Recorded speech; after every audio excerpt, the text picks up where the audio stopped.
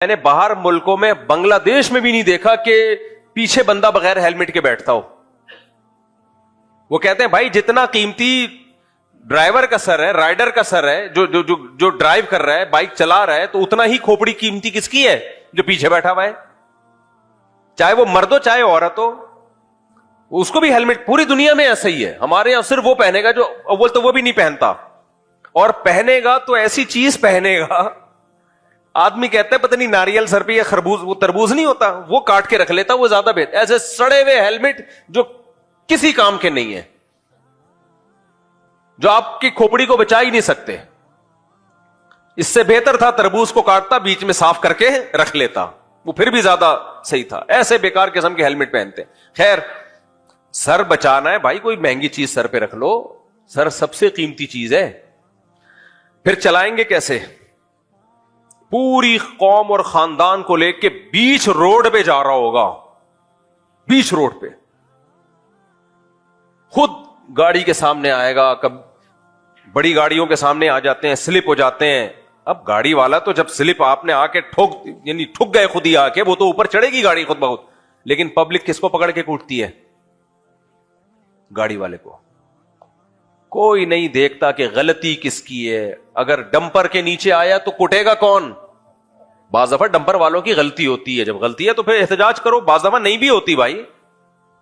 اب ڈمپر ہے روڈ پہ تو چلے گا نا وہ, اور کہ اس کے لیے الگ تو گورنمنٹ سڑکیں بنائی نہیں ہے کہ وہ کوئی انڈر گراؤنڈ سڑکیں ہوں, اس نے بھی اسی روڈ پہ چلنا ہے.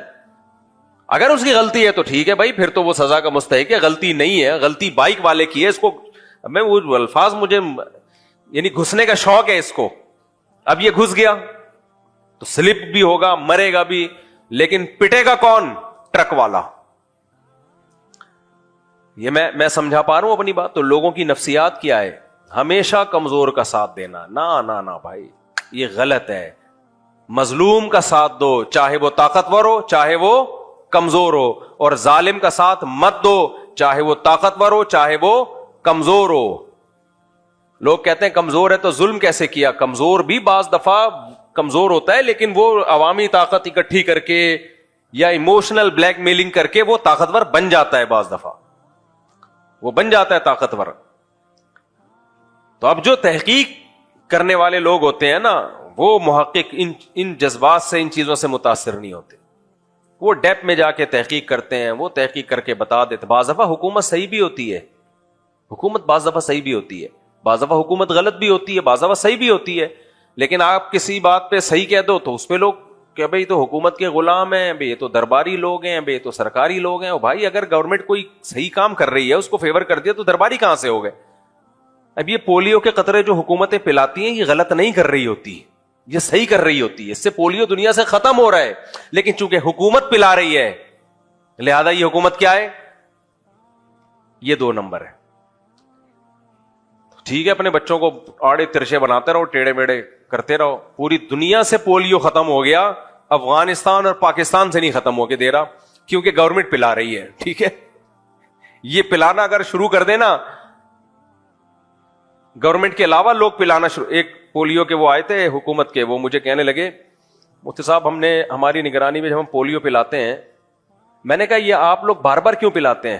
کہتے ہیں جتنی دفعہ پلاؤ کوئی اس کا نقصان نہیں ہے. کہہ رہے میں نے اتنا پیا ہے کہ آپ کی سوچ ہوگی. میں نے کہا آپ نے کیوں پولیو کے اتنے قطرے پی؟ کہہ رہے جہاں پلانے جاؤ لوگ کہتے ہیں پہلے خود پی کے دکھا. کہہ رہے پھر میں 2 قطرے ٹپکاتا ہوں. کہتا ہوں میں تو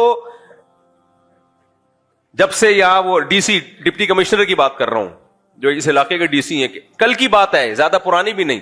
کہہ رہے میں تو اتنا پی چکا ہوں یہ پولیو, حالانکہ ابھی کیا بیچاروں کو کوئی چانس تھوڑی ہے پولیو ہونے کا. کہہ رہے صرف اس چکر میں لوگ کہہ رہے ہوتے پی کے دکھا پہلے. کہہ رہے بلا وجہ پلا رہے ہو یار, تمہارے یہ ایسا ہی ہے کوئی ٹیکا لگوانے کے لیے گئے ڈاکٹر کے پاس, آپ پہلے ڈاکٹر کہہ رہے پہلے اپنے لگا کے دکھا. ڈاکٹر کا کیا اثر ہو جائے گا یار, ہر ٹیکا پہلے اپنے کولے پہ لگا کے چیک کروائے گا, دیکھ کچھ نہیں ہو رہا, اب لگا لوں, ہاں اب لگا لے. کیا یار ہم لوگ کبھی کبھار ایسا لگتا ہے بوکھلائے ہوئے لوگ ہیں, ہم پاگل ہوئے ہوئے ہیں. ہر چیز میں رکاوٹ, ہر چیز میں رکاوٹ. تحقیق تو کر لو. تحقیق کا مطلب تحقیق کے جو اہل ہیں ان سے تحقیق کر کے بات کیا کرو. ہم ہر ویکسین کے قائل نہیں ہیں کہ کچھ بھی ٹھوکتے چلے جائیں. کچھ ویکسین ایسی ہیں جو پوری دنیا میں ثابت ہو چکا ہے بھائی اس کی ضرورت ہے. ابھی جو آئی ہے نئی والی وہ کیا ہے, ایچ بی کر کے نام ہے, ہم اس کے فیور میں نہیں ہیں, اس میں ڈاکٹروں کو ہی اطمینان نہیں ہے اس میں. جب تک ڈاکٹروں کے ایک بہت دیندار اور پرہیزگار ڈاکٹروں کا ایک پینل جب تک اس کی ضرورت کو ہمارے سامنے 2 اور 2 4 کی طرح واضح نہیں کر دے گا, ہم اس پہ فتویٰ نہیں دے سکتے. کیونکہ یہ یورپ امریکہ والے ملکوں کے لیے تو ہے, کیونکہ وہاں زنا بہت زیادہ ہے, تو جہاں زنا بہت زیادہ ہوتا ہے اس کے لیے ویکسین ٹھیک ہوتی ہے. ہمارے ہاں ایسا نہیں ہے الحمدللہ, تو اس لیے ہمارے یہاں ایسا نہیں. ہاں جن کیا ہو وہ جو چاہے کریں. اب نہ ہم اس میں یہ کہہ رہے ہیں کہ یہ کوئی سازش ہے, نہ ہم یہ کہہ رہے ہیں کہ اس کی ہر ایک کو ضرورت ہے. بیلنس بات کی ہے بھائی, سازش ہو کوئی ویکسین ہوگی لیکن ان کے لیے ہمارے لیے نہیں ہے. لیکن پولیو تو ہمارے لیے زیادہ ہے, ان کے لیے کم ہے.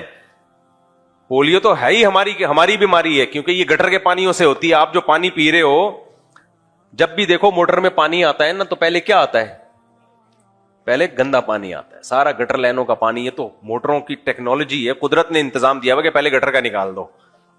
نہ نکالتی تو ہم کیا کر لیتے, کیا خیال ہے بھائی؟ لیکن پھر بھی کچھ نہ کچھ تو مکس ہوتا ہے نا تو بچے جب پیئیں گے تو ہوتا ہے پھر ان کو. تو خیر, تو کہاں سے کہاں چلے گئے. میں یہ عرض کر رہا تھا کہ اللہ تعالیٰ نے, ہاں یہ بات کیا چیز آپ پکڑ کے رکھا کریں کہ چیز جہاں سے بات نہیں, یہ تو میں بات کر رہا تھا کہ کمزور کو لوگ ہمیشہ, ہاں تو خلاصہ یہی نکلا کہ دیکھو کسی بھی چیز میں جذبات سے کبھی متاثر ہو. سچ جو ہے نا, سچ کیا ہوتا ہے, اسٹیبل ہوتا ہے.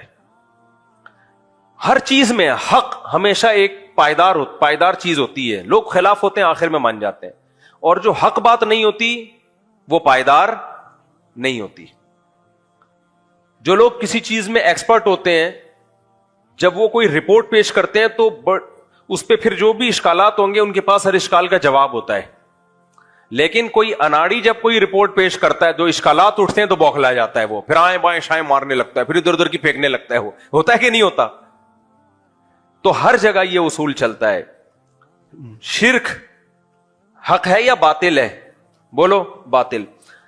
اسی وجہ سے دنیا میں جتنی مشرکین کی قسمیں پائی جاتی ہیں نا, توحید پرستوں کی صرف ایک قسم ہے.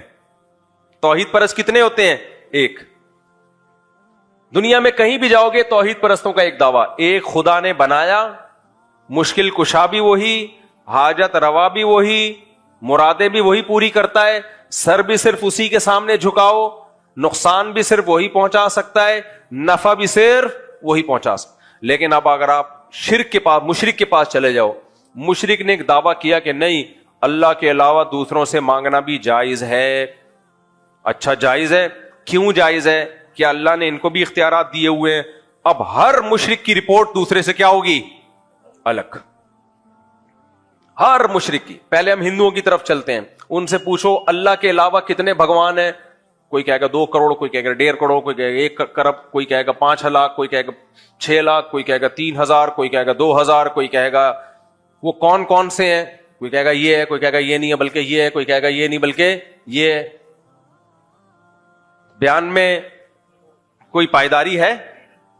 اچھا بھائی یہ والا بھگوان کیا کرے گا, یہ والا بھگوان جو ہے یہ آپ کی شادی کرا دے گا, یہ والا نہیں کرا سکتا, یہ والے کا پتہ نہیں کرا سکتا ہے کہ نہیں کرا سکتا. دوسرا کہے گا کرا سکتا ہے, تیسرا کہے گا نہیں کرا سکتا. تو یہ والا کیوں کرا سکتا ہے؟ بس یہ کرا سکتا ہے. تو یہ کیا کرائے گا پھر؟ یہ جو ہے آپ کو جاب دلا دے گا. یہ والا بھگوان ہے, جب آپ اس کے سامنے سر ٹیکو گے مانگو گے تو یہ جاب کا بھگوان ہے, یہ جاب دلائے گا. سوال پیدا ہوتا ہے یہ جاب جب دلا سکتا ہے